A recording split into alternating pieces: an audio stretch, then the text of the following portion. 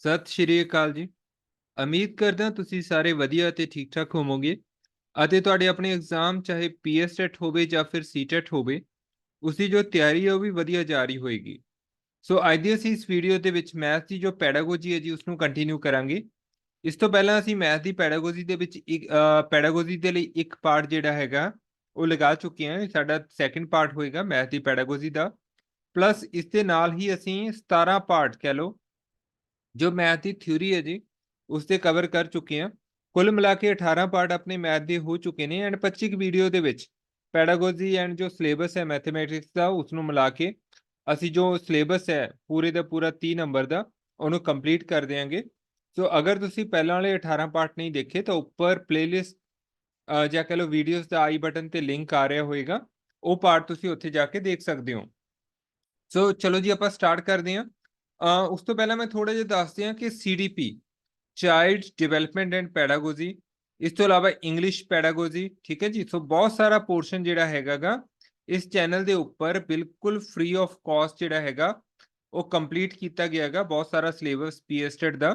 ਸੋ ਅਗਰ ਤੁਸੀਂ CDP English pedagogy ਇਸ ਤੋਂ ਇਲਾਵਾ EVS, ਠੀਕ ਹੈ ਜੀ, ਇਹ ਵਾਲੇ ਪਾਰਟ ਨਹੀਂ ਦੇਖੇ, ਸੋ ਇਹਨਾਂ ਦੇ ਵਿੱਚੋਂ ਵੀ ਕੁਝ ਕੁ ਵੀਡੀਓ ਦਾ ਮੈਂ ਲਿੰਕ ਉੱਪਰ ਜਿਹੜਾ ਆਈ ਬਟਨ ਤੇ ਦੇ ਦਿਆਂਗਾ।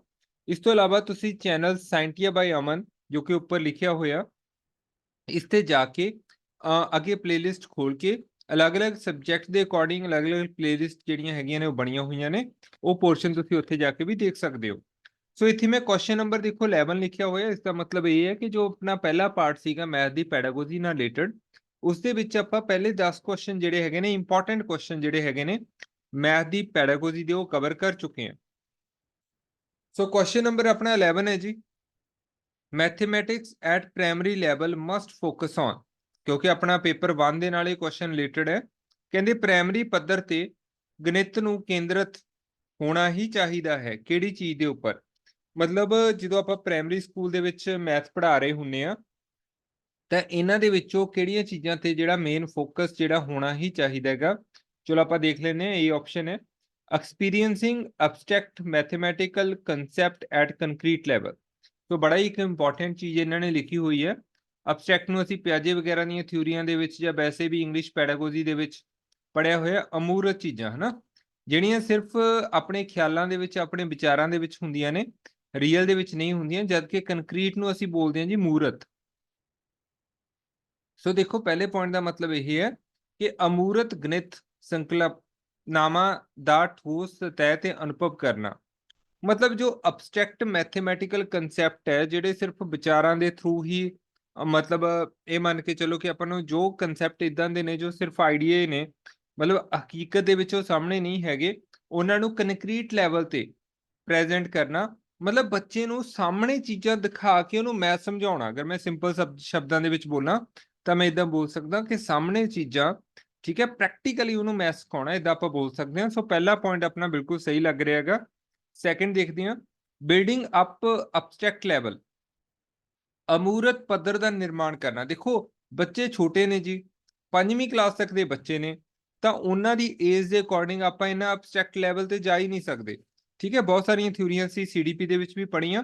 ਸੋ ਪ੍ਰਾਇਮਰੀ ਲੈਵਲ ਤੇ ਅਬਸਟ੍ਰੈਕਟ ਜਿਹੜੇ ਕਨਸੈਪਟ ਨੇ, ਇਹ ਵਾਲਾ ਕੁਐਸਚਨ ਤਾਂ ਆਪਣਾ ਗਲਤੀ ਹੋ ਗਿਆ, ਅਬਸਟ੍ਰੈਕਟ ਲੈਵਲ ਵਾਲਾ। ਇਸ ਤੋਂ ਬਾਅਦ ਲਰਨਿੰਗ ਮੈਥਮੈਟੀਕਲ ਸਿੰਬਲ ਐਂਡ ਨੋਟੇਸ਼ਨਸ, ਗਣਿਤ ਦੇ ਚਿੰਨ੍ਹਾਂ ਅਤੇ ਸੰਕੇਤ ਪੱਧਤੀ ਨੂੰ ਸਿੱਖਣਾ। ਚਲੋ ਇਹ ਚੀਜ਼ਾਂ ਜ਼ਰੂਰੀ ਹੁੰਦੀਆਂ, ਬਟ ਕੁਐਸਚਨ ਇਹ ਹੈ ਜੀ ਪ੍ਰਾਇਮਰੀ ਲੈਵਲ ਤੇ ਕਿਤੇ ਫੋਕਸ ਕਰਨਾ ਚਾਹੀਦਾ। ਮੇਨ ਇੰਪੋਰਟੈਂਟ ਪੁਆਇੰਟ ਇਹ ਹੈ। ਸੋ ਇਹਦੇ ਅਕੋਰਡਿੰਗ ਆਪਣਾ ਜੋ C ਪੋਰਸ਼ਨ ਹੈ ਜੀ ਉਹ ਵੀ ਜ਼ਿਆਦਾ ਸਹੀ ਨਹੀਂ ਬਣਦਾ ਪਹਿਲੀ ਆਪਸ਼ਨ ਦੇ ਮੁਕਾਬਲੇ, ਕਿਉਂਕਿ ਸਿੰਬਲ ਨੋਟੇਸ਼ਨ ਚਲੋ ਉਸ ਤੋਂ ਬਾਅਦ ਆਪਾਂ ਪ੍ਰਾਇਮਰੀ ਲੈਵਲ 'ਚ ਆ ਜਾਂਦੇ ਆ, ਠੀਕ ਹੈ, ਸੈਕੰਡਰੀ ਸੀਨੀਅਰ ਸੈਕੰਡਰੀ ਉੱਥੇ ਆ ਜਾਂਦੇ ਆ, ਬਟ ਪ੍ਰਾਇਮਰੀ ਲੈਵਲ ਦੇ ਅਕੋਰਡਿੰਗ ਇਹ ਆਪਸ਼ਨ ਨਾਲੋਂ ਮੈਨੂੰ C ਆਪਸ਼ਨ ਜ਼ਿਆਦਾ ਸਹੀ ਨਹੀਂ ਲੱਗ ਰਿਹਾ। ਇਸ ਤੋਂ ਬਾਅਦ doing mathematical operations, mathematical operation ਦਾ ਮਤਲਬ ਉਹੀ ਜੀ ਗੁਣਾ ਭਾਗ ਹਨਾ, ਜੋੜ ਘਟਾਓ, ਇਹ ਵਾਲੀਆਂ ਚੀਜ਼ਾਂ ਕਰਨੀਆਂ। ਇਹ ਤਾਂ ਮੈਥ ਦਾ ਮੇਨ ਇੱਕ ਪਾਰਟ ਹੈ, ਮੇਨ ਹਿੱਸਾ ਗਾ ਮੈਥਮੈਟੀਕਲ ਆਪਰੇਸ਼ਨ ਜਿਹੜੇ ਆ ਗਏ। ਸੋ ਠੀਕ ਹੈ ਇਹ ਬੱਚਾ ਕਰੂਗਾ, ਬਟ ਸਭ ਤੋਂ ਜ਼ਿਆਦਾ ਇੰਪੋਰਟੈਂਟ ਕੀ ਹੈ ਜੀ, ਸਭ ਤੋਂ ਜ਼ਿਆਦਾ ਇੰਪੋਰਟੈਂਟ ਕੀ ਹੈ ਕਿ ਅਗਰ ਛੋਟੇ ਬੱਚੇ ਨੇ, ਆਪਾਂ ਉਹਨਾਂ ਨੂੰ ਮੈਥਮੈਟਿਕਸ ਸਿਖਾ ਰਹੇ ਹਾਂ, ਮੈਥਮੈਟਿਕਸ ਪੜ੍ਹਾ ਰਹੇ ਹਾਂ, ਤਾਂ ਜਿੰਨਾ ਆਪਾਂ ਉਹਨਾਂ ਨੂੰ ਰੀਅਲ ਚੀਜ਼ਾਂ ਨੂੰ ਉਹਨਾਂ ਦੇ ਸਾਹਮਣੇ ਰੱਖ ਕੇ ਹਨਾ ਮੈਥ ਨੂੰ ਪੜ੍ਹਾਉਣ ਦੀ, ਮੈਥ ਨੂੰ ਸਮਝਾਉਣ ਦੀ ਕੋਸ਼ਿਸ਼ ਕਰਾਂਗੇ, ਓਨਾ ਹੀ ਜ਼ਿਆਦਾ ਬੈਨੀਫਿਟ ਹੋਊਗਾ ਸੋ ਐਟ ਪ੍ਰਾਇਮਰੀ ਲੈਵਲ ਸਾਨੂੰ ਕਿਸ ਚੀਜ਼ ਤੇ ਮੇਨ ਫੋਕਸ ਕਰਨਾ ਚਾਹੀਦਾ? Experiencing abstract mathematical concept at concrete level. ਮਤਲਬ ਇਹ ਨਹੀਂ ਕਿ ਟੈਕਸਟ ਬੁੱਕ ਦੇਖ ਕੇ ਉਹਨਾਂ ਨੂੰ ਪੜ੍ਹਾਤਾ ਹੈ ਨਾ, ਬੱਚੇ ਨੂੰ ਕੁਛ ਹੀ ਨਹੀਂ ਪਤਾ ਕਿ ਸਕੁਅਰ ਬਾਰੇ ਪੜ੍ਹਾਤਾ, ਲੈਟ ਅਸ ਸਪੋਜ਼ ਕਿ ਰੈਕਟੈਂਗਲ ਬਾਰੇ ਪੜ੍ਹਾਤਾ ਹੈ ਨਾ, ਤਾਂ ਉਹਨਾਂ ਦੀਆਂ ਸ਼ੇਪਸ ਵਗੈਰਾ ਬਣਾ ਕੇ ਹੈ ਨਾ ਪ੍ਰੈਕਟੀਕਲ ਤੌਰ ਤੇ ਵੀ ਆਪਾਂ ਬੱਚਿਆਂ ਨੂੰ ਸਾਹਮਣੇ ਦਿਖਾ ਸਕਦੇ ਹਾਂ, ਜੋ ਕਿ ਜ਼ਿਆਦਾ ਇੰਪੋਰਟੈਂਟ ਹੈ। ਸੋ ਪ੍ਰਾਇਮਰੀ ਲੈਵਲ ਤੇ ਸਾਨੂੰ ਕੰਕਰੀਟ ਮਤਲਬ ਮੂਰਤ ਚੀਜ਼ਾਂ ਅਗਰ ਬੱਚੇ ਨੂੰ ਅਸੀਂ ਸਾਹਮਣੇ ਰੱਖ ਕੇ ਉਸ ਤੋਂ ਬਾਅਦ ਅਸੀਂ ਮੈਥਮੈਟਿਕਸ ਪੜ੍ਹਾ ਰਹੇ ਹਾਂ ਤਾਂ ਉਹ ਜ਼ਿਆਦਾ ਮੀਨਿੰਗਫੁਲ ਹੈ, ਉਹ ਜ਼ਿਆਦਾ ਯੂਜ਼ਫੁਲ ਹੈ। ਸੋ ਕਾਤੇ ਫੋਕਸ ਕਰਨਾ ਚਾਹੀਦਾ ਜੀ? ਆਪਸ਼ਨ ਏ ਤੇ। ਸੋ ਆਪਸ਼ਨ ਏ ਜਿਹੜੀ ਆ ਉਹ ਜ਼ਿਆਦਾ ਮੀਨਿੰਗਫੁਲ ਹੈ ਦੂਸਰਿਆਂ ਨਾਲੋਂ। So the right answer for question number 11 is option A, experiencing abstract mathematical concept at concrete level। ਹਾਂਜੀ, question number 12, mathematics is a language with which the god wrote the universe is said by। ਦੇਖੋ ਕੁਝ quite ਹੁੰਦੇ ਨੇ ਜਾਂ ਕਹ ਲਓ ਕੁਝ lines ਹੁੰਦੀਆਂ ਨੇ ਜੋ ਕਿ ਕਿਸੇ ਨਾ ਕਿਸੇ ਮੈਥਮੈਟੀਸ਼ੀਅਨ ਨੇ ਕਹੀਆਂ ਹੁੰਦੀਆਂ ਨੇ, ਜਿਨ੍ਹਾਂ ਨੂੰ ਸਾਨੂੰ ਐਜ਼ ਇਟ ਹੀ ਯਾਦ ਕਰਨਾ ਪੈਣਾ। ਅਗਰ ਤੁਸੀਂ ਪੰਜਾਬੀ ਦੇਖੋ ਨਾ ਧਿਆਨ ਨਾਲ ਤਾਂ ਦੇਖੋ ਜਦੋਂ ਪੇਪਰ ਪਾਇਆ ਜਾਂਦਾ ਤਾਂ ਉਹ ਵੀ ਆਪਣੇ ਲੈਵਲ ਤੇ ਬਹੁਤ ਸਾਰੀਆਂ ਗਲਤੀਆਂ ਕਰਦੇ ਨੇ, ਜਿਵੇਂ ਆਈ ਥਿੰਕ ਇਹ 2023 ਦੇ ਕੁਐਸਚਨ ਪੇਪਰ ਦੇ ਵਿੱਚੋਂ ਲਿਆ ਹੋਇਆ ਕੁਐਸਚਨ ਹੈ। ਸੋ ਦੇਖੋ ਇੱਥੇ ਗਣਿਤ ਦੇ ਸਪੈਲਿੰਗ ਦੇਖੋ ਹੈ ਨਾ, ਇਸ ਤੋਂ ਇਲਾਵਾ ਜਿਸ ਵਿੱਚ ਦੇਖੋ ਧਿਆਨ ਨਾਲ, ਵਿੱਚ ਕਿੰਨਾ ਗਲਤ ਪਾਇਆ ਜੀ, ਜਿਸ ਕਿੰਨਾ ਗਲਤ ਪਾਇਆ। ਸੋ ਕਈ ਵਾਰ ਅਸੀਂ ਕਹਿ ਦਿੰਦੇ ਹਾਂ ਕਿ ਅਸੀਂ ਸਿਰਫ ਪੰਜਾਬੀ ਪੜ੍ਹ ਕੇ ਜਾਵਾਂਗੇ। ਹੁਣ ਮੰਨ ਲਓ ਕਿਸੇ ਦੀ ਇੰਗਲਿਸ਼ ਨੂੰ ਥੋੜਾ ਬਹੁਤਾ ਵੀ ਉਹ ਅੰਡਰਸਟੈਂਡ ਨਹੀਂ ਕਰ ਸਕਦਾ, ਸਮਝ ਨਹੀਂ ਸਕਦਾ, ਤਾਂ ਹੁਣ ਦੇਖੋ ਇੱਥੇ ਤੁਹਾਨੂੰ ਪੰਜਾਬੀ ਜਿਹੜੀ ਹੈਗੀ ਉਹ ਪੜ੍ਹਨ ਦੇ ਵਿੱਚ ਕਿੰਨੀ ਦਿੱਕਤ ਆ ਰਹੀ ਹੋਊਗੀ। ਇਹ ਇੱਕ ਕੁਐਸਚਨ ਦੇ ਵਿੱਚ ਨਹੀਂ ਹੋਇਆ ਜੀ, ਸਾਰਿਆਂ ਦੇ ਵਿੱਚ ਹੀ ਹੋਇਆ। ਆਈ ਥਿੰਕ ਇਹ ਪੇਪਰ ਜੋ 2023 ਵਾਲਾ ਮੇਰੇ ਅਕੋਰਡਿੰਗ, ਸੋ ਇਹਦੇ ਵਿੱਚ ਇੰਗਲਿਸ਼ ਲਿਖ ਕੇ ਬਾਅਦ ਦੇ ਵਿੱਚ ਉਹਨੂੰ ਟਾਈਪ ਕਰਵਾਇਆ ਗਿਆ। ਤਾਂ ਦੇਖੋ ਹੁਣ ਮੰਨ ਲਓ ਕੋਈ ਸੌਫਟਵੇਅਰ ਦੀ ਮਦਦ ਦੇ ਨਾਲ ਪੰਜਾਬੀ ਦੇ ਵਿੱਚ ਉਹਨੂੰ ਟਰਾਂਸਲੇਟ ਕੀਤਾ ਗਿਆ ਜਾਂ ਕੁਝ ਵੀ ਕਹਿ ਲਓ, ਤਾਂ ਦੇਖੋ ਕਿੰਨਾ ਗਲਤ ਉਹਨੇ ਟਰਾਂਸਮਿਟ ਕੀਤਾ ਨਾ। ਬ੍ਰਹਿਮੰਡ ਨੂੰ ਦੇਖੋ ਕੀ ਲਿਖਿਆ ਹੈਗਾ, ਲਿਖਿਆ ਨੂੰ ਦੇਖੋ ਕੀ ਲਿਖਿਆ ਹੈਗਾ। ਸੋ ਬਹੁਤ ਸਾਰੀਆਂ ਗਲਤੀਆਂ ਤੁਹਾਨੂੰ ਇੱਥੇ ਦੇਖਣ ਨੂੰ ਮਿਲਣਗੀਆਂ। ਸੋ ਕਈ ਵਾਰ ਦੇਖੋ ਇਹਦਾ ਕੁਝ ਨਹੀਂ ਹੋਇਆ, ਉਸ ਤੋਂ ਬਾਅਦ ਕਿਹਾ ਗਿਆ ਦੇਖੋ ਕਿੰਨਾ ਗਲਤ ਲਿਖਿਆ ਹੋਇਆ ਸਾਰਾ ਕੁਝ। ਤਾਂ ਕਰਕੇ ਦੋਨੇ ਤਰੀਕੇ ਨਾਲ ਆਪਣੇ ਆਪ ਨੂੰ ਤਿਆਰ ਰੱਖੋ। ਠੀਕ ਹੈ, ਬਹੁਤ ਸਾਰੇ ਸਟੂਡੈਂਟ ਕਹਿ ਰਹੇ ਸੀ ਜਦੋਂ ਮੈਂ ਇੰਗਲਿਸ਼ ਪੈਡਾਗੋਜੀ ਕਰਵਾ ਰਿਹਾ ਸੀ ਕਿ ਸਰ ਪੰਜਾਬੀ ਦੇ ਵਿੱਚ ਲਿਖੋ, ਪਰ ਅਗਰ ਤੁਹਾਨੂੰ ਇੰਗਲਿਸ਼ ਦਾ ਪੇਪਰ ਹੀ ਇੰਗਲਿਸ਼ ਦੇ ਵਿੱਚ ਆਊਗਾ, ਠੀਕ ਹੈ, ਉੱਥੇ ਪੰਜਾਬੀ ਲਿਖੀ ਤੁਹਾਨੂੰ ਮਿਲੂਗੀ ਨਹੀਂ, ਇੰਗਲਿਸ਼ ਦੇ ਵਿੱਚ ਹੀ ਤੁਸੀਂ ਉਹਨੂੰ ਸਮਝਣਾ ਹੈਗਾ, ਤਾਂ ਬੈਟਰ ਹੈ ਕਿ ਜੋ ਮੈਂ ਆਸਾਨ ਤਰੀਕੇ ਨਾਲ ਸਮਝਾਇਆਗਾ ਉਹਨੂੰ ਹੁਣ ਹੀ ਥੋੜਾ ਜਿਹਾ ਸਮਝਣ ਦੀ ਕੋਸ਼ਿਸ਼ ਕਰੋ। ਮੇਰੇ ਅਕੋਰਡਿੰਗ ਜ਼ਿਆਦਾ ਬੈਨੀਫਿਟ ਰਹੂਗਾ ਤੁਹਾਡੇ ਲਈ। ਤਾਂ ਦੇਖੋ ਇਦਾਂ ਦੀਆਂ ਗਲਤੀਆਂ ਹੋ ਜਾਂਦੀਆਂ ਨੇ।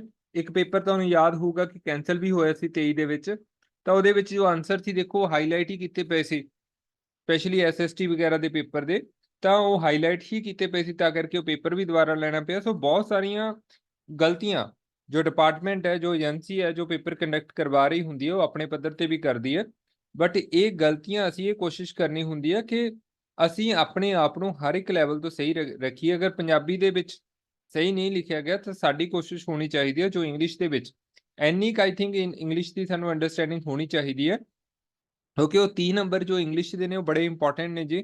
ਸੋ ਬਹੁਤ ਜ਼ਿਆਦਾ ਟਫ ਲੈਂਗੁਏਜ ਨਹੀਂ ਹੁੰਦੀ, ਬਿਲਕੁਲ ਸਿੰਪਲ ਤਰੀਕੇ ਨਾਲ ਮੈਂ ਦੱਸਣ ਦੀ ਕੋਸ਼ਿਸ਼ ਕਰ ਰਿਹਾ ਕਿ ਮੈਥਮੈਟਿਕਸ ਇੱਕ ਲੈਂਗੁਏਜ ਹੈ ਵਿਦ ਵਿੱਚ ਦਾ ਗॉड ਜੋ ਪਰਮਾਤਮਾ ਹੈ ਨਾ, ਰੋਡ ਦਾ ਯੂਨੀਵਰਸ, ਜਿਸਨੇ ਪੂਰਾ ਸੰਸਾਰ ਲਿਖਤਾ ਮੈਥਮੈਟਿਕਸ ਲੈਂਗੁਏਜ ਨਾਲ। ਇਹ ਗੱਲ ਕਿਹਨੇ ਕਹੀ ਹੈ?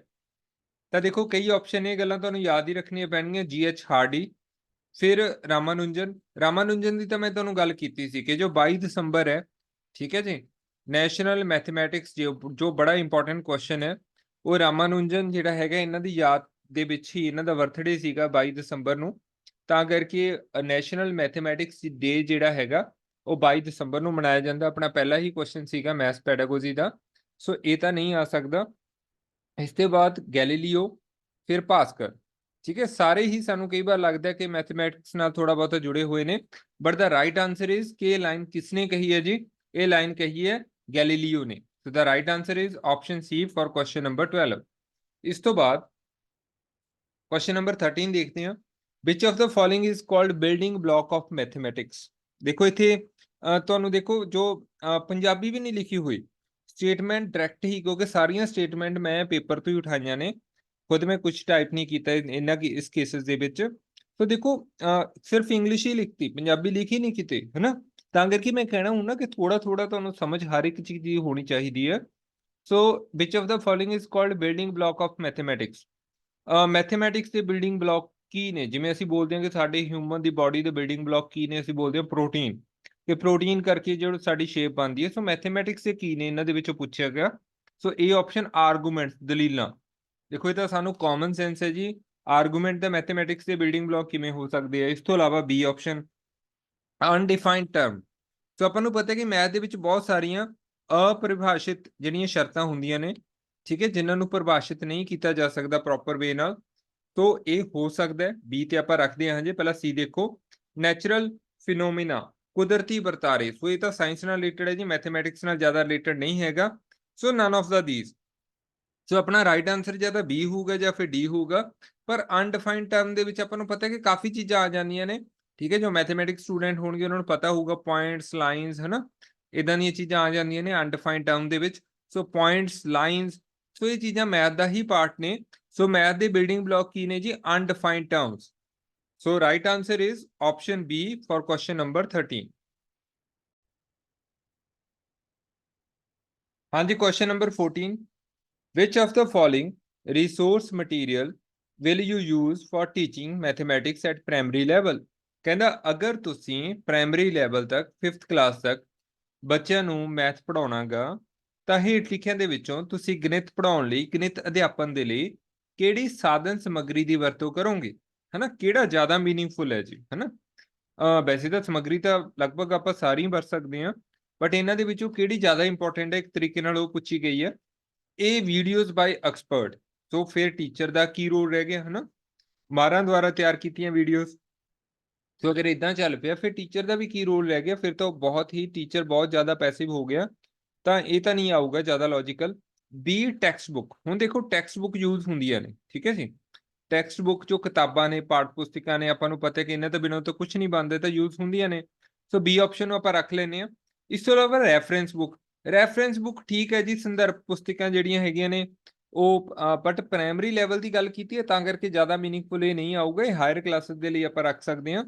ਉਸ ਤੋਂ ਬਾਅਦ ਕੰਕਰੀਟ ਮਟੀਰੀਅਲ ਲਿਖਿਆ ਹੋਇਆ, ਦੇਖੋ ਇਹ ਗੱਲ ਆਪਾਂ ਕੁਐਸਚਨ ਨੰਬਰ 11 ਦੇ ਵਿੱਚ ਵੀ ਕਰਕੇ ਆਏ ਆ ਕਿ ਬੱਚਿਆਂ ਨੂੰ ਮੂਰਤ ਸਮੱਗਰੀ ਨਾਲ ਤੁਸੀਂ ਪੜ੍ਹਾਓ, ਠੀਕ ਹੈ। ਉਹ ਇੱਕ ਤਰ੍ਹਾਂ ਦੀ ਪ੍ਰੈਕਟੀਕਲੀ ਮਤਲਬ ਪੜ੍ਹਾਉਣਾ ਹੋ ਗਿਆ ਬੱਚਿਆਂ ਨੂੰ ਐਕਟੀਵਿਟੀ ਦੇ ਥਰੂ। ਸੋ ਉਹਦੇ ਨਾਲ ਬੱਚੇ ਜੋ ਸਿੱਖਦੇ ਨੇ, ਠੀਕ ਹੈ, ਉਹ ਜ਼ਿਆਦਾ ਸਮੇਂ ਤੱਕ ਉਹਨਾਂ ਦੇ ਦਿਮਾਗ ਦੇ ਵਿੱਚ ਸਟੋਰ ਰਹਿੰਦਾ ਹੈਗਾ। ਸੋ ਇਹ ਵੀ ਠੀਕ ਹੈ ਆਪਣਾ। ਹੁਣ ਦੇਖੋ ਬੀ ਤੇ ਡੀ ਦੋ ਆਪਸ਼ਨ ਆ ਗਏ ਆਪਣੇ ਕੋਲੇ। ਹੁਣ ਕੁਐਸਚਨ ਨੂੰ ਇੱਕ ਵਾਰ ਦੁਬਾਰਾ ਪੜ੍ਹਨ ਦੀ ਕੋਸ਼ਿਸ਼ ਕਰਦੇ ਹਾਂ। Which of the following resource material, resource ਲਿਖਿਆ ਨਾ, resource material will you use for teaching mathematics at primary level. ਕਿਹੜੀ ਸਾਧਨ ਸਮੱਗਰੀ ਦੀ ਵਰਤੋਂ ਕਰੋਗੇ। ਹੁਣ ਇਹਦੇ ਵਿੱਚੋਂ ਆਪਾਂ ਦੇਖੀਏ ਤਾਂ ਟੈਕਸਟ ਬੁੱਕ ਤਾਂ ਬੇਸਿਕ ਨੀਡ ਆ ਗਈ ਜੀ ਆਪਣੀ, ਠੀਕ ਹੈ, ਉਹ ਤਾਂ ਸਾਰੇ ਬੱਚਿਆਂ ਕੋਲ ਹੀ ਹੁੰਦੀਆਂ ਨੇ, ਠੀਕ ਹੈ। ਟੀਚਰ ਉਹ ਬੁੱਕਸ ਦੀ ਮਦਦ ਦੇ ਨਾਲ ਹੀ ਬੱਚਿਆਂ ਨੂੰ ਸਮਝਾਉਂਦਾ ਹੈਗਾ ਕਿ ਰਿਸੋਰਸ ਮਟੀਰੀਅਲ ਕਿਹੜਾ ਹੋ ਗਿਆ, ਸਾਧਨ ਸਮੱਗਰੀ ਕਿਹੜੀ ਹੋਗੀ। ਤਾਂ ਉੱਥੇ ਜ਼ਿਆਦਾ ਮੀਨਿੰਗਫੁਲ ਆਪਣਾ ਆਨਸਰ ਕੀ ਆਊਗਾ ਜੀ? ਆਪਸ਼ਨ ਡੀ ਆਊਗਾ, ਬੀ ਨਹੀਂ ਆਊਗਾ। ਕਿ ਸਾਧਨ ਸਮੱਗਰੀ ਜੇ ਅਸੀਂ ਕੰਕਰੀਟ ਮਟੀਰੀਅਲ ਬੱਚਿਆਂ ਦੇ ਸਾਹਮਣੇ ਰੱਖ ਕੇ ਉਹਨਾਂ ਨੂੰ ਪੜ੍ਹਾ ਰਹੇ ਹਾਂ ਤਾਂ ਉਹਦੇ ਨਾਲ ਜੋ ਬੱਚਿਆਂ ਦੀ ਲਰਨਿੰਗ ਹੈ, ਠੀਕ ਹੈ, ਉਹ ਬਹੁਤ ਜ਼ਿਆਦਾ ਹੁੰਦੀ ਹੈ। ਬੱਚੇ ਲੌਂਗ ਟਰਮ ਲਈ ਚੀਜ਼ਾਂ ਨੂੰ ਰਿਟੇਨ ਕਰ ਸਕਦੇ ਆ, ਦਿਮਾਗ ਦੇ ਵਿੱਚ ਰੱਖ ਸਕਦੇ ਆ। So the right answer for question number 14, ਜਿੱਥੇ ਰਿਸੋਰਸ ਮਟੀਰੀਅਲ ਲਿਖਿਆ ਇਹਨਾਂ ਨੇ, ਕਿਹੜੀ ਸਾਧਨ ਸਮੱਗਰੀ ਦੀ ਵਰਤੋਂ ਕਰੋਗੇ, ਤਾਂ ਉੱਥੇ ਜ਼ਿਆਦਾ ਸਹੀ ਕੀ ਆਊਗਾ? ਬੀ ਤੇ ਡੀ ਦੇ ਵਿੱਚੋਂ ਆਪਸ਼ਨ ਡੀ ਆਊਗਾ ਜੀ, ਮੂਰਤ ਸਮੱਗਰੀ is the correct answer for question number 14। ਹਾਂਜੀ, ਇੱਥੇ ਇੱਕ ਗੱਲ ਮੈਂ ਜ਼ਰੂਰ ਦੱਸ ਦਿਆਂ ਕਿ ਬਹੁਤਿਆਂ ਨੂੰ ਲੱਗਦਾ ਹੋਊਗਾ ਕਿ ਟੈਕਸਟ ਬੁੱਕ ਵੀ ਇੰਪੋਰਟੈਂਟ ਨੇ। ਦੇਖੋ ਮੈਂ ਫਿਰ ਬਾਰ-ਬਾਰ ਜਿੰਨੀ ਵੀ ਮੈਂ ਪੈਡਾਗੋਜੀ ਦੀਆਂ ਤੁਹਾਨੂੰ ਵੀਡੀਓ ਬੋਲਦਾ ਪਿਆਂਗਾ, ਉਹਦੇ ਵਿੱਚ ਮੈਂ ਇੱਕੋ ਗੱਲ ਬਾਰ-ਬਾਰ ਕਹਿ ਰਿਹਾ ਕਿ ਇਹਦੇ ਵਿੱਚ ਹੋ ਸਕਦਾ ਸਾਰੇ ਆਪਸ਼ਨ ਸਹੀ ਹੋਣ, ਠੀਕ ਹੈ, ਸਾਰਿਆਂ ਦੀ ਕਿਤੇ ਨਾ ਕਿਤੇ ਵੇਟੇਜ ਹੋਵੇ ਕੁਝ ਹੱਦ ਤੱਕ, ਪਰ ਆਪਾਂ ਉਹ ਆਪਸ਼ਨ ਸਿਲੈਕਟ ਕਰਨਾ ਨਹੀਂ ਜਿਨ੍ਹਾਂ ਦੀ ਜ਼ਿਆਦਾ ਵੇਟੇਜ ਹੈ। ਐਂਡ ਇੱਕ ਗੱਲ ਜ਼ਰੂਰ ਯਾਦ ਰੱਖਿਓ ਕਿ ਪ੍ਰੈਕਟੀਕਲ ਚੀਜ਼, ਜਿੱਥੇ ਵੀ ਕੋਈ ਪ੍ਰੈਕਟੀਕਲ ਚੀਜ਼ ਲਿਖੀ ਹੈ ਨਾ, ਉਹ ਜ਼ਿਆਦਾ ਮੀਨਿੰਗਫੁਲ ਹੈ ਥਿਊਰੀ ਪਾਰਟ ਨਾਲੋਂ। ਸੋ ਜੋ ਮੈਂ ਟੈਕਸਟ ਬੁੱਕ ਦੀ ਗੱਲ ਕੀਤੀ ਉਹ ਤਾਂ ਬੇਸਿਕ ਨੀਡ ਨੇ, ਉਹ ਤਾਂ ਸਾਰੇ ਬੱਚਿਆਂ ਕੋਲ ਹੀ ਹੋਏਗੀ, ਹਨਾ। ਜੋ ਪ੍ਰੈਕਟੀਕਲ ਗੱਲ ਹੈ ਕਿ ਕੰਕਰੀਟ ਚੀਜ਼ਾਂ ਬੱਚਿਆਂ ਦੇ ਸਾਹਮਣੇ ਰੱਖ ਕੇ ਉਹਨਾਂ ਨੂੰ ਪੜ੍ਹਾਓ, ਉਹੀ ਆਪਣਾ ਰਾਈਟ ਆਂਸਰ ਹੋਏਗਾ ਜੀ। ਛੋਟੀਆਂ ਛੋਟੀਆਂ ਚੀਜ਼ਾਂ ਤੁਸੀਂ ਆਪਣੇ ਦਿਮਾਗ ਸੈੱਟ ਕਰ ਲੈਣੀਆਂ ਨੇ। ਨੈਕਸਟ ਆਪਾਂ ਗੱਲ ਕਰਦੇ ਹਾਂ ਕੁਐਸਚਨ ਨੰਬਰ 15 ਦੀ। According to NPE national policy of education 1986 ਦੇ ਵਿੱਚ ਉਹ ਆਈ ਹੈ, ਅਪ ਟੂ ਵਿਚ level mathematics should be compulsory for all children in Indian schools.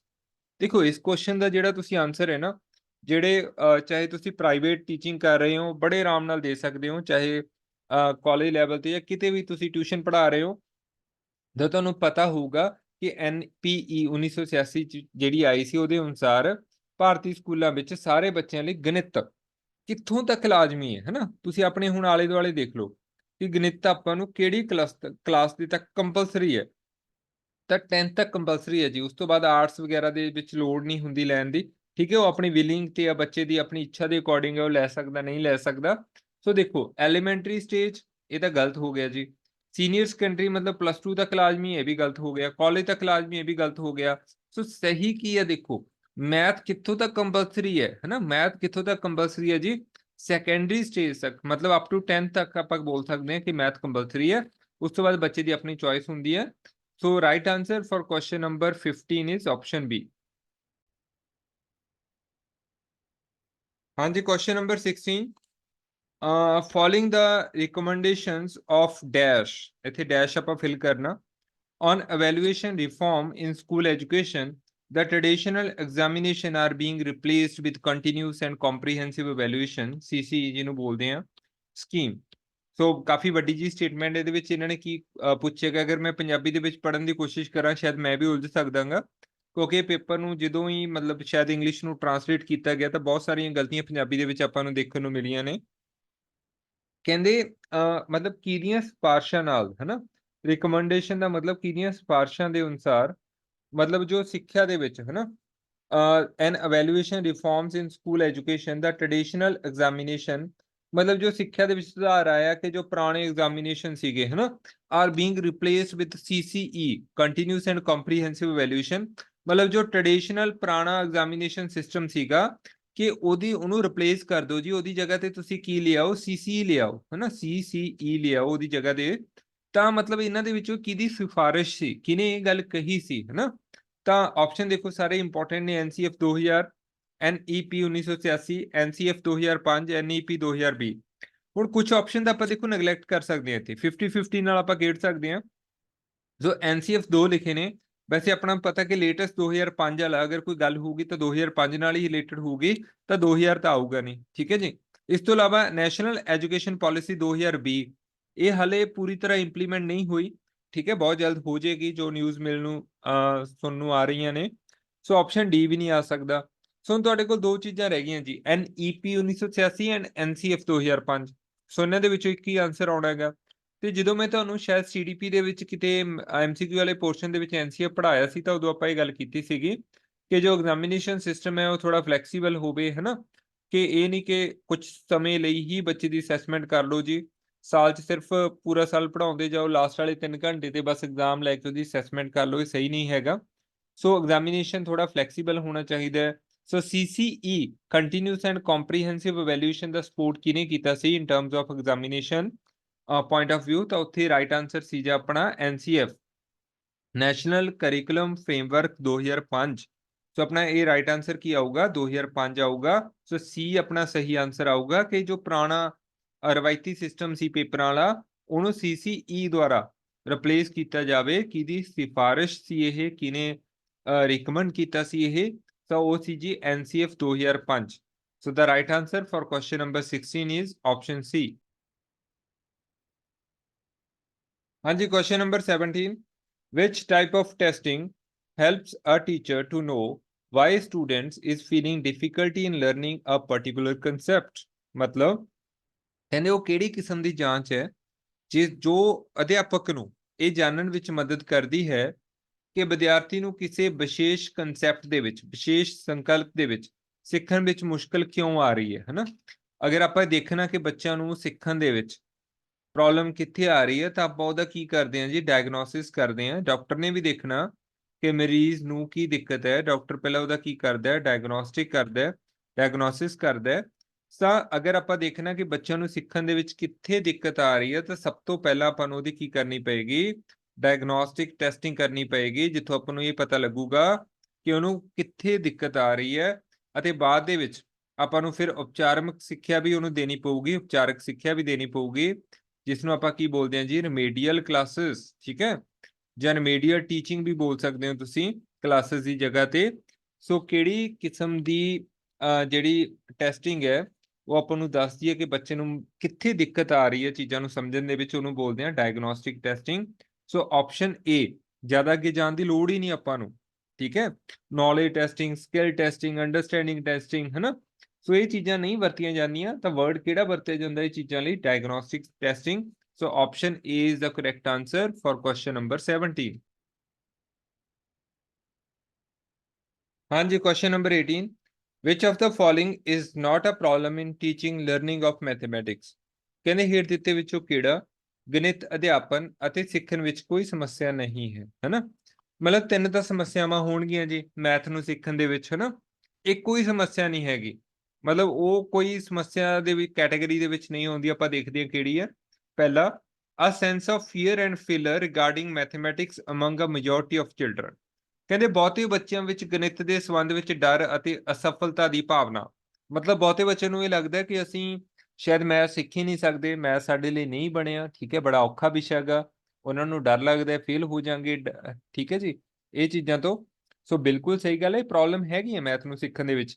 ਅਗਰ ਕੋਈ ਸਿੱਖਣ ਲਈ ਤਿਆਰ ਹੀ ਨਹੀਂ, ਰੈਡੀ ਹੀ ਨਹੀਂ, ਠੀਕ ਹੈ, ਕਾਰਨ ਕੋਈ ਵੀ ਹੋ ਸਕਦਾ, ਤਾਂ ਉਹ ਕਿਤੇ ਨਾ ਕਿਤੇ ਮੈਥ ਨੂੰ ਸਿੱਖਣ ਦੇ ਵਿੱਚ ਦਿੱਕਤ ਹੈਗੀ ਹੈ। ਸੋ ਪਹਿਲੀ ਤਾਂ ਹੈਗੀ ਹੈ ਜੀ ਪ੍ਰੋਬਲਮ, ਠੀਕ ਹੈ। ਇਹਨਾਂ ਨੇ ਪੁੱਛਿਆ ਨਾਟ ਆ problem. B, a curriculum that disappoint both a talented minority as well as non-participating majority at the same time. ਦੇਖੋ ਕਰਿਕੂਲਮ ਦੀ ਗੱਲ ਆ ਗਈ।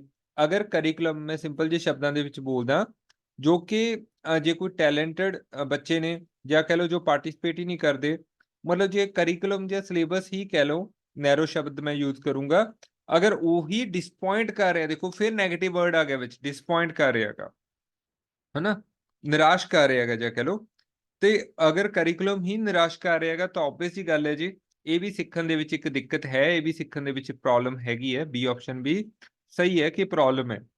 ਸੀ ਦੇਖਦੇ ਹਾਂ, crude methods of assessment that encourage perception of mathematics as mechanical computation. ਮੁਲਾਂਕਣ ਦੇ ਕੱਚੇ ਢੰਗ। ਦੇਖੋ ਕ੍ਰਿਊਡ ਦਾ ਮਤਲਬ ਜੀ ਕੱਚੇ ਢੰਗ, ਕਿ ਜਦੋਂ ਅਸੀਂ ਬੱਚਿਆਂ ਦੀ ਇਵੈਲੂਏਸ਼ਨ ਕਰਨੀ ਆ ਤਾਂ ਮਤਲਬ ਅਸੀਂ ਉਹ ਵੀ ਕੋਈ ਐ ਨਹੀਂ ਕੋਈ ਸਪੈਸੀਫਿਕ ਮੈਥਡ, ਵਧੀਆ ਮੈਥਡ, ਹਨਾ, ਅਸੀਂ ਉਹਦੇ ਲਈ ਯੂਜ਼ ਕਰ ਰਹੇ ਹਾਂ, ਅਸੀਂ ਕ੍ਰਿਊਡ ਮੈਥਡ ਯੂਜ਼ ਕਰ ਰਹੇ ਹਾਂ ਅਸੈਸਮੈਂਟ ਲਈ, ਕੱਚੇ ਢੰਗ ਗਣਿਤ ਨੂੰ ਮੁਲਾਂਕਣ ਕਰਨ ਦੇ, ਹਨਾ, ਜਿਹਦੇ ਨਾਲ ਵੀ ਦਿੱਕਤ ਆ ਸਕਦੀ ਹੈ। ਸੋ ਆਪਸ਼ਨ ਸੀ ਵੀ ਆਪਣਾ ਪ੍ਰੋਬਲਮ ਕ੍ਰੀਏਟ ਕਰ ਸਕਦਾ ਹੈਗਾ। ਸੋ ਇਹਨਾਂ ਨੇ ਪੁੱਛਿਆ ਕਿਹੜਾ ਨਹੀਂ ਕਰ ਸਕਦਾ। ਸੋ ਆਬਵੀਅਸ ਜੀ ਗੱਲ ਹੈ ਜੀ, ਆਪਸ਼ਨ ਡੀ ਆਪਣਾ ਰਾਈਟ ਆਂਸਰ ਹੋਊਗਾ। ਫਿਰ ਪੜ੍ਹ ਲੈਂਦੇ ਆਪਾਂ, ਇਹ ਪ੍ਰੋਬਲਮ ਕ੍ਰੀਏਟ ਨਹੀਂ ਕਰੂਗਾ ਮੈਥ ਨੂੰ ਸਿੱਖਣ ਦੇ ਲਈ। ਇਨਰਿਚਿੰਗ, ਦੇਖੋ ਇਨਰਿਚ ਕਰਨਾ ਮਤਲਬ ਵਧਾਵਾ ਦੇਣਾ, ਪੋਜ਼ਿਟਿਵ ਸ਼ਬਦ ਆ ਗਿਆ। Teachers with a variety of mathematical resource, ਕਹਿੰਦੇ ਜੋ ਗਣਿਤ ਪੜ੍ਹਾ ਰਹੇ ਅਧਿਆਪਕ ਨੇ, ਉਹਨਾਂ ਨੂੰ ਮੈਥ ਪੜ੍ਹਾਉਣ ਲਈ ਵੱਖ-ਵੱਖ ਤਰ੍ਹਾਂ ਦੇ, ਹਨਾ, ਬਹੁਤ ਪ੍ਰਕਾਰ ਦੇ ਰਿਸੋਰਸ ਦੇ ਨੇ, ਵੱਖ-ਵੱਖ ਢੰਗਾਂ ਨਾਲ ਕਿ ਉਹ ਬੱਚਿਆਂ ਨੂੰ ਗਣਿਤ ਪੜ੍ਹਾ ਸਕਣ। ਸੋ ਇਹ ਤਾਂ ਵਧੀਆ ਗੱਲ ਹੈ ਨਾ, ਇਹਦੇ ਨਾਲ ਕੀ ਪ੍ਰੋਬਲਮ ਆਊਗੀ? ਇਹਦੇ ਨਾਲ ਤਾਂ ਸਗੋਂ ਮੈਥ ਦੀ ਲਰਨਿੰਗ ਹੋਰ ਜ਼ਿਆਦਾ ਵਧੂਗੀ, ਤਾਂ ਕੋਈ ਪ੍ਰੋਬਲਮ ਨਹੀਂ ਹੈਗੀ, ਤਾਂ ਕੋਈ ਪੋਜ਼ਿਟਿਵ ਚੀਜ਼ ਹੈ। ਸੋ ਇਹਨਾਂ ਨੇ ਪੁੱਛਿਆ ਕਿਹੜੀ ਪ੍ਰੋਬਲਮ ਨਹੀਂ ਹੈਗੀ। ਸੋ ਡੀ ਆਪਸ਼ਨ ਕੋਈ ਪ੍ਰੋਬਲਮ ਨਹੀਂ ਹੈਗੀ ਜੀ, ਇਹਦੇ ਨਾਲ ਤਾਂ ਸਗੋਂ ਮੈਥ ਵਧੀਆ ਤਰੀਕੇ ਨਾਲ ਪੜ੍ਹਾਇਆ ਜਾਊਗਾ। So the right answer for question number 18 is option D. ਹਾਂਜੀ, ਕੁਐਸਚਨ ਨੰਬਰ 19। ਇਸ ਕੁਐਸਚਨ ਨੂੰ ਦੇਖੋ ਕਰਨ ਤੋਂ ਪਹਿਲਾਂ ਇੱਕ ਤੁਹਾਨੂੰ ਸਾਰਿਆਂ ਨੂੰ ਬੇਨਤੀ ਹੈ, ਰਿਕੁਐਸਟ ਕਹਿ ਲਓ, ਕਿ ਵੀਡੀਓ ਤੁਹਾਨੂੰ ਵਧੀਆ ਲੱਗ ਰਹੀ ਹੈ, ਕੁਝ ਸਿੱਖਣ ਨੂੰ ਮਿਲਦਾ ਪਿਆਗਾ, ਤਾਂ ਜਰੂਰ ਜੀ ਇਸ ਵੀਡੀਓ ਨੂੰ ਲਾਈਕ ਜ਼ਰੂਰ ਕਰ ਦਿਓ, ਕਿਉਂਕਿ ਬਿਲਕੁਲ ਫ੍ਰੀ ਆਫ ਕਾਸਟ ਜਿਹੜੀ ਹੈਗੀ ਹੈ, ਬਿਲਕੁਲ ਫ੍ਰੀ ਆਫ ਕਾਸਟ ਇਹ ਐਜੂਕੇਸ਼ਨ ਤੁਹਾਨੂੰ ਪ੍ਰੋਵਾਈਡ ਕੀਤੀ ਜਾ ਰਹੀ ਹੈ, ਕਿਸੇ ਤੋਂ ਕੁਝ ਪੇਮੈਂਟ ਕੁਝ ਨਹੀਂ ਲਿਆ ਜਾ ਰਿਹਾ। ਸੋ ਫ੍ਰੀ ਦੇ ਵਿੱਚ ਹੀ ਸਾਰੀਆਂ ਦੀ ਸਾਰੀ ਨੌਲੇਜ ਤੁਹਾਨੂੰ ਪ੍ਰੋਵਾਈਡ ਕੀਤੀ ਜਾ ਰਹੀ ਹੈ। ਤੁਹਾਡੇ ਤੋਂ ਇੰਨੀ ਕੁ ਜ਼ਰੂਰ ਉਮੀਦ ਰੱਖ ਸਕਦੇ ਹਾਂ ਇਸ ਨਾਤੇ ਕਿ ਜਰੂਰ ਇਸ ਵੀਡੀਓ ਨੂੰ ਤੁਸੀਂ ਲਾਈਕ ਕਰੋਗੇ, ਅਗਰ ਕੁਝ ਸਿੱਖਣ ਨੂੰ ਤੁਹਾਨੂੰ ਮਿਲਦਾ ਪਿਆ। ਲਾਈਕ ਜ਼ਰੂਰ ਕਰ ਦਿਓ, ਚੈਨਲ ਸਬਸਕ੍ਰਾਈਬ ਨਹੀਂ ਕੀਤਾ ਉਹ ਵੀ ਜ਼ਰੂਰ ਕਰ ਦਿਓ ਜੀ, ਕਿਉਂਕਿ ਸਾਨੂੰ ਜ਼ਰੂਰ ਥੋੜੀ ਜਿਹੀ ਹੈਬਿਟ ਹੁੰਦੀ ਹੈ। ਦੇਖੋ CDP ਮੈਂ ਪੜ੍ਹਾਈ ਹੈ, ਸਾਈਕੋਲੋਜੀ ਮੈਂ ਪੜ੍ਹਾ ਰਿਹਾ, ਇੰਨਾ ਕੁ ਸਮਝ ਸਕਦਾ ਕਿ ਹਿਊਮਨ ਨੇਚਰ ਹੈ ਕਿ ਬਹੁਤੇ ਅਸੀਂ ਵੀਡੀਓ ਦੇਖ ਜ਼ਰੂਰ ਲੈਂਦੇ ਹਾਂ, ਨਾ ਲਾਈਕ ਕਰਨ ਦੀ ਕੋਸ਼ਿਸ਼ ਕਰਦੇ ਹਾਂ, ਨਾ ਕਮੈਂਟ ਕਰਨ ਦੀ ਕੋਸ਼ਿਸ਼ ਕਰਦੇ ਹਾਂ, ਠੀਕ ਹੈ, ਨਾ ਸਬਸਕ੍ਰਾਈਬ ਕਰਨ ਦੀ ਕੋਸ਼ਿਸ਼ ਕਰਦੇ ਹਾਂ, ਹਿਊਮਨ ਨੇਚਰ ਹੈ। ਐਂਡ ਜੋ ਡਾਟਾ ਜੀ, ਠੀਕ ਹੈ, ਜੋ ਡਾਟਾ ਮੇਰੇ ਕੋਲ ਆਉਂਦਾ ਹੈਗਾ, ਠੀਕ ਹੈ, ਆਪਾਂ ਦੇਖ ਸਕਦੇ ਹਾਂ ਆਪਣੇ ਚੈਨਲ ਦਾ ਡਾਟਾ, ਉਹਦੇ ਅਕੋਰਡਿੰਗ ਵੀ ਇਹ ਬਹੁਤ ਸਾਰੇ ਸਾਥੀ ਵੀਡੀਓਜ਼ ਬਹੁਤ ਦੇਖ ਰਹੇ ਨੇ, ਬਟ ਇਹ ਮੰਨੋ ਕਿ ਅਗਰ 10 ਸਾਥੀ ਦੇਖ ਰਹੇ ਨੇ ਤਾਂ ਸਬਸਕ੍ਰਾਈਬ ਮੰਨ ਲਓ 5 ਹੀ ਕਰ ਰਹੇ ਨੇ, 5 ਨਹੀਂ ਕਰ ਰਹੇ। ਤਾਂ ਦੇਖੋ ਇੰਨੀ ਕੁ ਬੇਨਤੀ ਤੁਹਾਨੂੰ ਮੈਂ ਕਰ ਰਿਹਾਗਾ, ਠੀਕ ਹੈ, ਉਹ ਵੀ ਇਸ ਨਾਤੇ ਕਿ ਮੈਂ ਕਿਸੇ ਤੋਂ ਕੋਈ ਫੀਸ ਕੁਝ ਵਗੈਰਾ ਨਹੀਂ ਲੈ ਰਿਹਾ, ਬਸ ਇਹੀ ਤੁਹਾਡੀ ਆਪਣੀ ਫੀਸ ਸਮਝੋ ਕਿ ਚੈਨਲ ਨੂੰ ਸਬਸਕ੍ਰਾਈਬ ਜ਼ਰੂਰ ਕਰ ਦਿਓ ਜੀ, ਜੇ ਨਹੀਂ ਕੀਤਾ ਤਾਂ ਜ਼ਰੂਰ ਜਸਟ ਹੁਣੀ ਕਰ ਦਿਓ, ਬਾਕੀ ਦਾ ਕੁਐਸਚਨ ਬਾਅਦ ਦੇ ਵਿੱਚ ਹੀ ਡਿਸਕਸ ਕਰ ਲਾਂਗੇ ਆਪਾਂ। ਤੇ ਲਾਈਕ ਜ਼ਰੂਰ ਕਰ ਦਿਓ ਐਂਡ ਕਮੈਂਟ ਕਰਕੇ ਵੀ ਜ਼ਰੂਰ ਦੱਸਿਆ ਕਰੋ ਕਿ ਤੁਹਾਨੂੰ ਆਲ ਓਵਰ ਸਾਰੀਆਂ ਵੀਡੀਓਜ਼ ਕਿੱਦਾਂ ਦੀਆਂ ਲੱਗਦੀਆਂ ਪਈਆਂ ਨੇ। ਐਂਡ ਆਪਣੀ ਤਿਆਰੀ ਜ਼ਰੂਰ ਖਿੱਚ ਕੇ ਰੱਖੋ, ਕਿਉਂਕਿ ਪੇਪਰ ਦਾ ਸਮਾਂ ਬਹੁਤ ਜ਼ਿਆਦਾ ਨਜ਼ਦੀਕ ਆ ਗਿਆ, ਠੀਕ ਹੈ। ਹੁਣ ਜਿੰਨੀ ਤੁਸੀਂ ਮਿਹਨਤ ਕਰੋਗੇ ਠੀਕ ਹੈ, ਉਨਾ ਹੀ ਤੁਹਾਨੂੰ ਫਲ ਮਿਲੂਗਾ। ਇਹ ਗੱਲ ਜ਼ਰੂਰ ਯਾਦ ਰੱਖਿਓ ਐਂਡ ਆਪਣੀ, ਤਾਂ ਕਿ ਤੁਸੀਂ ਆਉਣ ਵਾਲੀ ਜੋ ਭਰਤੀ ਹੈ ਮਾਸਟਰ ਕੇਡਰ ਦੀ ਹੋਗੀ ਜਾਂ ਈਟੀਟੀ ਦੀ ਹੋਗੀ, ਠੀਕ ਹੈ, ਉਹਦੇ ਲਈ ਤੁਸੀਂ ਐਲੀਜੀਬਲ ਹੋ ਤੇ ਬਹੁਤ ਜਲਦੀ ਆਪਣਾ ਨੰਬਰ ਉਹਦੇ ਵਿੱਚ ਪਾ ਕੇ ਇੱਕ ਵਧੀਆ ਟੀਚਰ ਦੇ ਰੂਪ ਤੇ ਗਵਰਨਮੈਂਟ ਸਕੂਲ ਦੇ ਵਿੱਚ ਤੁਸੀਂ ਆਓ ਐਂਡ ਬੱਚਿਆਂ ਦੀ ਹੈਲਪ ਕਰੋ। ਸੋ ਇਹੀ ਮੇਰੀ ਇੱਛਾ ਹੈਗੀ, ਹੈ ਨਾ, ਇੰਨਾ ਕੁ ਹੈਗਾ। ਸੋ ਚਲੋ ਜੀ, ਕੁਐਸਚਨ ਨੰਬਰ 19 ਜਿਹੜਾ ਆਪਾਂ ਸਟਾਰਟ ਕਰਦੇ ਹਾਂ। In the words of David Wheeler, it is more useful to know how to dash than to know a lot of mathematics। ਦੇਖੋ ਕਿੰਨੀ ਵਧੀਆ ਗੱਲ ਕਹੀ ਹੈ, ਵੀ ਕਿਸੇ ਨੇ ਗੱਲ ਕਹੀ ਹੈ ਜਿਨ੍ਹਾਂ ਦਾ ਨਾਮ ਹੈ ਡੇਵਿਡ, ਜਿਨ੍ਹਾਂ ਦਾ ਨਾਮ ਹੈ ਜੀ ਡੇਵਿਡ ਵੀਲਰ, ਡੇਵਿਡ ਵੀਲਰ। ਸੋ ਇਹਨਾਂ ਨੇ ਇੱਕ ਲਾਈਨ ਕਹੀ ਹੈ, ਉਸ ਲਾਈਨ ਨੂੰ ਆਪਾਂ ਕੰਪਲੀਟ ਕਰਨਾ ਹੈ ਹਨਾ। ਤਾਂ ਪੇਪਰ ਦੇ ਵਿੱਚ ਤੁਹਾਨੂੰ ਹੋ ਸਕਦਾ ਹੁਣ ਉਲਟਾ ਕੁਐਸਚਨ ਆ ਜਾਏ, ਪੂਰੀ ਲਾਈਨ ਦੇ ਦੇਣ ਐਂਡ ਤੁਹਾਨੂੰ ਕਹਿ ਦੇਣ ਕਿ ਉਸ ਲਾਈਨ ਨੂੰ, ਉਹ ਲਾਈਨ ਕਿਹਨੇ ਕਹੀ ਹੈ, ਉਹ ਵੀ ਤੁਹਾਡਾ ਰੈਡੀ ਹੋ ਗਿਆ ਨਾਲ ਹੀ।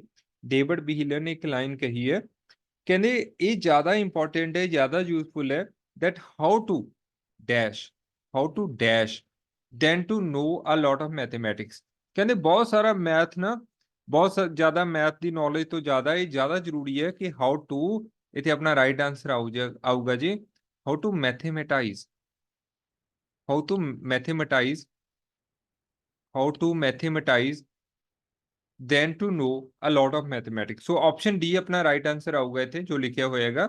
ਇਹਦਾ ਮਤਲਬ ਸਿੰਪਲ ਜਿਹਾ ਮਤਲਬ ਹੈ, ਕੋਈ ਬਹੁਤ ਜ਼ਿਆਦਾ ਟਫ ਕੰਮ ਨਹੀਂ ਹੈਗਾ, ਕਿ ਤੁਸੀਂ ਜੋ ਮੈਥ ਦੇ ਕਨਸੈਪਟ ਹੈ ਨਾ, ਅਗਰ ਤੁਹਾਨੂੰ ਕੋਈ ਪ੍ਰੋਬਲਮ ਆ ਰਹੀ ਹੈ ਹਨਾ, ਤਾਂ ਤੁਸੀਂ ਉੱਥੇ ਮੈਥੇਮੈਟੀਕਲ ਟਰਮਸ ਨੂੰ ਕਿਵੇਂ ਯੂਜ਼ ਕਰਨਾ ਹੈ ਹਨਾ, ਮੈਥ ਨੂੰ ਯੂਜ਼ ਕਰਕੇ, ਜਾਂ ਕੋਈ ਚੀਜ਼ ਤੁਸੀਂ ਕਰਨੀ ਉਹਦੇ ਵਿੱਚ ਮੈਥ ਨੂੰ ਕਿਵੇਂ ਯੂਜ਼ ਕਰਨਾ, ਕੋਈ ਪ੍ਰੋਬਲਮ ਹੈ ਉਹਦੇ ਵਿੱਚ ਮੈਥ ਨੂੰ ਕਿਵੇਂ ਯੂਜ਼ ਕਰਨਾ ਹੈ। ਸੋ ਇਹ ਚੀਜ਼ਾਂ ਲਈ ਅਸੀਂ ਇੱਕ ਵਰਡ ਯੂਜ਼ ਕਰਦੇ ਹਾਂ, ਮੈਥੇਮੈਟਾਈਜ਼, ਹਨਾ। ਮਤਲਬ ਤੁਹਾਨੂੰ ਮੈਥ ਨੂੰ ਅਪਲਾਈ ਕਰਨਾ ਆ ਗਿਆ, ਤੁਹਾਨੂੰ ਮੈਥ ਨੂੰ ਪ੍ਰੈਕਟੀਕਲੀ ਅਪਲਾਈ ਕਰਨਾ ਆ ਜੇ, ਜ਼ਿਆਦਾ ਜ਼ਰੂਰੀ ਹੈ। ਬੜਾ ਜ਼ਿਆਦਾ ਮੈਥ ਜਾਣਨ ਦੀ ਬਜਾਏ ਜ਼ਿਆਦਾ ਇੰਪੋਰਟੈਂਟ ਹੈ that how to mathematize। So mathematize ਦਾ ਮੀਨਿੰਗ ਮੈਂ ਤੁਹਾਨੂੰ ਦੱਸਦਾ। ਸੋ ਆਪਸ਼ਨ ਡੀ ਸਹੀ ਆਨਸਰ ਆਊਗਾ ਆਪਣਾ ਕੁਐਸਚਨ ਨੰਬਰ 19 ਦੇ ਲਈ। ਹਾਂਜੀ, ਕੁਐਸਚਨ ਨੰਬਰ 20 ਫਿਰ ਤੋਂ ਐਨਸੀਐਫ ਦਾ ਕੁਐਸਚਨ ਆ ਗਿਆ। ਐਨਸੀਐਫ ਨੂੰ ਅਸੀਂ ਪਹਿਲਾਂ ਕਵਰ ਕੀਤਾ ਹੋਇਆ। As per the ਐਨਸੀਐਫ 2005 the mathematics curriculum should be coherent in the sense that, ਮਤਲਬ ਉਦੋਂ ਬਾਅਦ ਪੰਜਾਬੀ ਦੇ ਵਿੱਚ ਲਿਖਿਆ, ਹਾਲਾਂਕਿ ਪੰਜਾਬੀ ਦੇ ਵਿੱਚ ਜੋ ਲਿਖਿਆ ਹੋਇਆ ਇਹਨਾਂ ਨੇ ਉਹ ਬਾਲਾ ਜ਼ਿਆਦਾ ਯੂਜ਼ਫੁਲ ਨਹੀਂ ਲਿਖਿਆ ਹੋਇਆ, ਕਿਤੇ ਨਾ ਕਿਤੇ ਸਾਨੂੰ ਸਮਝਣ ਦੇ ਵਿੱਚ ਵੀ ਦਿੱਕਤ ਆਉਂਦੀ ਹੈ। ਕਹਿੰਦੇ ਐਨਸੀਐਫ 2005 ਦੇ ਅਨੁਸਾਰ ਜੋ ਗਣਿਤ ਦਾ ਪਾਠਕ੍ਰਮ ਹੈ, ਜੋ ਉਹਦਾ ਕਰਿਕੂਲਮ ਹੈ, ਇਸ ਦਾ ਅਰਥ ਹੈ ਨਾ, ਮਤਲਬ ਇਕਸਾਰ ਹੋਣਾ ਚਾਹੀਦਾ। ਕੋਰੀਅਨ ਦਾ ਮਤਲਬ ਹੁੰਦਾ ਜੀ ਇਕਸਾਰ। ਸੋ ਇੱਥੇ ਕੋਰੀਅਨ ਜਿਹੜਾ ਇਕਸਾਰ ਹੈ, ਉਸ ਦੀ ਜਗ੍ਹਾ ਅਸੀਂ ਕਈ ਤਰ੍ਹਾਂ ਦੇ ਵਰਡ ਜਿਹੜੇ ਹੈਗੇ ਯੂਜ਼ ਕਰ ਸਕਦੇ ਹਾਂ। ਕੰਸਿਸਟੈਂਟ ਹੋ ਗਿਆ ਜੀ, ਠੀਕ ਹੈ, ਕੰਸਿਸਟੈਂਟ ਹੋ ਗਿਆ, ਲੌਜੀਕਲ ਹੋ ਗਿਆ, ਠੀਕ ਹੈ, ਲੌਜੀਕਲ ਹੋ ਗਿਆ, ਇੰਟੀਗ੍ਰੇਟਡ ਹੋ ਗਿਆ। ਸੋ ਬਹੁਤ ਸਾਰੇ ਵਰਡ ਅਸੀਂ ਇਹਦੀ ਜਗ੍ਹਾ ਵਰਤ ਸਕਦੇ ਹਾਂ। ਇੰਟੀਗ੍ਰੇਟਡ ਹੋ ਗਿਆ, ਇੰਟੀਗ੍ਰੇਟਡ ਹੋ ਗਿਆ, ਠੀਕ ਹੈ, ਇੱਥੇ ਮੈਂ ਲਿਖ ਦੇਣਾ ਸਾਈਡ ਤੇ। ਸੋ ਐਨਸੀਐਫ 2005 ਦੇ ਅਕੋਰਡਿੰਗ ਜੋ ਮੈਥਮੈਟਿਕਸ ਦਾ ਕਰਿਕੂਲਮ ਹੈ, ਉਹ it should be coherent in the sense of, ਮਤਲਬ ਇਹ ਕੰਸਿਸਟੈਂਟ ਹੋਣਾ ਚਾਹੀਦਾ ਹੈ। ਕਿਹੜੀ ਟਰਮਸ ਦੇ ਵਿੱਚ? ਲੌਜੀਕਲ ਲਿਖ ਸਕਦੇ ਹੋ ਇੱਥੇ, ਜਾਂ ਇੰਟੀਗ੍ਰੇਟਡ ਹੋਣਾ ਚਾਹੀਦਾ ਹੈ ਨਾ, ਕਿਸ ਚੀਜ਼ ਸੈਂਸ ਦੇ ਵਿੱਚ? ਇਹਨਾਂ ਚਾਰ ਆਪਸ਼ਨ ਨੂੰ ਆਪਾਂ ਦੇਖਦੇ ਹਾਂ। ਪਹਿਲਾ ਆਪਸ਼ਨ ਹੈ it seeks to achieve the higher aim rather than the narrower aim, ਮਤਲਬ ਜਿਹੜੇ ਇਹ ਤੰਗ ਉਦੇਸ਼ ਦੀ ਬਜਾਏ ਉੱਚੇ ਉਦੇਸ਼ਾਂ ਨੂੰ ਪ੍ਰਾਪਤ ਕਰੇ। ਦੇਖੋ ਇੱਥੇ ਧਿਆਨ ਨਾਲ ਸਮਝੋ, ਜਦੋਂ ਆਪਾਂ ਕੋਈ ਟੀਚਾ ਪ੍ਰਾਪਤ ਕਰਨਾ ਹੁੰਦਾ ਗਾ, ਤਾਂ ਆਪਾਂ ਨੂੰ ਛੋਟੇ ਛੋਟੇ ਏਮ ਬਣਾ ਕੇ ਫਿਰ ਅੱਗੇ ਚੱਲਣਾ ਪੈਂਦਾ। ਪਹਿਲਾਂ ਛੋਟਿਆਂ ਨੂੰ ਹਾਸਲ ਕਰਨਾ ਪੈਂਦਾ ਹੈ ਨਾ, ਫਿਰ ਵੱਡਾ ਹਾਸਲ ਹੁੰਦਾ ਗਾ, ਮਤਲਬ ਇੱਕ ਸਟੈਪ ਬਾਈ ਆਪਾਂ ਚੱਲਦੇ ਹਾਂ। ਸੋ ਪਹਿਲੀ ਆਪਸ਼ਨ ਤਾਂ ਨਹੀਂ ਆ ਸਕਦੀ। ਕਹਿੰਦੇ ਸਿਰਫ ਹਾਇਰ ਏਮ ਹੀ ਅਚੀਵ ਕਰੋ ਜੀ, ਨੈਰੋਅਰ ਨੂੰ ਛੱਡ ਦਿਓ। ਸੋ ਇਹ ਚੀਜ਼ਾਂ ਰੀਅਲ ਸੈਂਸ ਨਹੀਂ ਬਣਾ ਰਹੀਆਂ। ਸੋ ਅਗਰ ਪਹਿਲੀ ਆਪਸ਼ਨ ਨਹੀਂ ਆ ਰਹੀ ਤਾਂ ਡੀ ਵੀ ਨਹੀਂ ਆਊਗੀ। ਫਿਰ ਬੀ ਆਪਸ਼ਨ ਦੇਖੋ ਕਿੰਨੀ ਵੱਡੀ ਜਿਹੀ ਲਿਖੀ ਹੋਈ ਹੈ, the variety of methods and skills available piecemeal core to an ability to address problems that come from science and social studies in high school। ਦੇਖੋ ਇਹ ਸਹੀ ਲੱਗ ਰਿਹਾ ਹੈਗਾ ਕਿ ਜੋ ਕਰਿਕੂਲਮ ਹੈ ਉਹ ਇੱਕ ਤਰ੍ਹਾਂ ਨਾਲ ਇੰਟੀਗ੍ਰੇਟਡ ਹੋਣਾ ਚਾਹੀਦਾ। ਇੰਟੀਗ੍ਰੇਟਡ ਦਾ ਮਤਲਬ ਹੀ ਇਹ ਹੁੰਦਾ ਜੀ ਕਿ ਇੱਕ ਵਿਸ਼ਾ ਜਿਹੜਾ ਹੈਗਾ ਉਹ ਦੂਜੇ ਵਿਸ਼ੇ ਦੇ ਵਿੱਚ ਇੰਟੀਗ੍ਰੇਟ ਹੋ ਕੇ ਪੜ੍ਹਾਇਆ ਜਾਵੇ, ਜਾਂ ਮਤਲਬ ਦੂਜੇ ਵਿਸ਼ੇ ਦੇ ਵਿੱਚ ਵੀ ਉਹ ਹੈਲਪਫੁਲ ਹੋਵੇ। ਸੋ ਵੱਖੋ ਵੱਖਰੇ ਢੰਗਾਂ ਅਤੇ ਹੁਨਰ, ਠੀਕ ਹੈ, ਮੈਥਡ ਦਾ ਮਤਲਬ ਹੋ ਗਿਆ ਢੰਗ, ਸਕਿੱਲ ਦਾ ਮਤਲਬ ਹੋ ਗਿਆ ਹੁਨਰ, ਕਿ ਵੱਖ-ਵੱਖ ਢੰਗ ਅਤੇ ਹੁਨਰ ਉਪਲਬਧ ਹੋਣ ਜੋ ਹਾਈ ਸਕੂਲ ਵਿੱਚ ਵਿਗਿਆਨ ਅਤੇ ਸਮਾਜਿਕ ਵਿਗਿਆਨ ਅਧਿਐਨਾਂ ਤੋਂ ਆਉਂਦੀਆਂ ਸਮੱਸਿਆਵਾਂ ਨੂੰ ਹੱਲ ਕਰਨ ਦੀ ਯੋਗਤਾ ਬਣਾਉਣ। ਠੀਕ ਹੈ, ਇਹ ਸਹੀ ਲੱਗ ਰਿਹਾ। ਕਿਉਂਕਿ ਇੱਥੇ ਮੈਥਮੈਟਿਕਸ ਨੂੰ ਇੰਟੀਗ੍ਰੇਟ ਕੀਤਾ ਜਾ ਰਿਹਾ ਹੈਗਾ, ਕੋਹਰੈਂਟ ਕੀਤਾ ਜਾ ਰਿਹਾ ਹੈਗਾ ਕਿਹਦੇ ਨਾਲ, ਵਿਗਿਆਨ ਅਤੇ ਸਮਾਜਿਕ ਵਿਗਿਆਨ ਦੇ ਨਾਲ, ਹਨਾ, ਸਾਇੰਸ ਐਂਡ ਸੋਸ਼ਲ ਸਟੱਡੀਜ਼ ਦੇ ਨਾਲ, ਕਿ ਵੱਖ-ਵੱਖ ਤਰ੍ਹਾਂ ਦੇ ਮੈਥਡ ਜਾਂ ਸਕਿੱਲਸ ਜਿਹੜੀਆਂ ਹੈਗੀਆਂ ਨੇ ਉਹ ਅਵੇਲੇਬਲ ਕਰਵਾਈਆਂ ਜਾਣ ਕਿ ਹਾਈ ਸਕੂਲ ਦੇ ਵਿੱਚ ਜੋ ਬੱਚੇ ਨੇ, ਠੀਕ ਹੈ, ਹਾਈ ਸਕੂਲ ਵਿੱਚ ਵਿਗਿਆਨ ਅਤੇ ਸਮਾਜਿਕ ਅਧਿਐਨ ਤੋਂ ਆਉਂਦੀਆਂ ਸਮੱਸਿਆਵਾਂ ਨੂੰ ਹੱਲ ਕਰਨ ਦੀ ਯੋਗਤਾ ਬਣਾ ਲੈਣ। ਸੋ ਇਹ ਸਹੀ ਲੱਗ ਰਿਹਾ, ਇੱਥੇ ਇੰਟੀਗ੍ਰੇਸ਼ਨ ਹੋ ਰਹੀ ਹੈ। ਸੋ ਇੱਕ ਵਾਰ ਸੀ ਆਪਸ਼ਨ ਆਪਾਂ ਦੇਖ ਲੈਂਦੇ ਹਾਂ। Student feel the need to solve such problems, ਜਿਹੜੇ ਵਿਦਿਆਰਥੀ ਨੇ ਉਹ ਅਜਿਹੀਆਂ ਸਮੱਸਿਆਵਾਂ ਨੂੰ ਹੱਲ ਕਰਨ ਦੀ ਲੋੜ ਮਹਿਸੂਸ ਕਰਨ। ਸੋ ਇਹਦੇ ਨਾਲ ਕੋਈ ਲੌਜੀਕਲ ਨਹੀਂ ਬਣਦਾ, ਸੀ ਆਪਸ਼ਨ ਵੀ ਨਹੀਂ ਆਊਗਾ। ਸੋ ਅਗਰ ਇਹ ਨਹੀਂ, ਸੀ ਨਹੀਂ ਤਾਂ ਡੀ ਨਹੀਂ ਆਊਗਾ। ਸੋ ਰਾਈਟ ਆਂਸਰ ਆਪਣਾ ਕੀ ਆਊਗਾ ਜੀ, ਇੱਥੇ ਆਪਸ਼ਨ ਬੀ ਆਊਗਾ।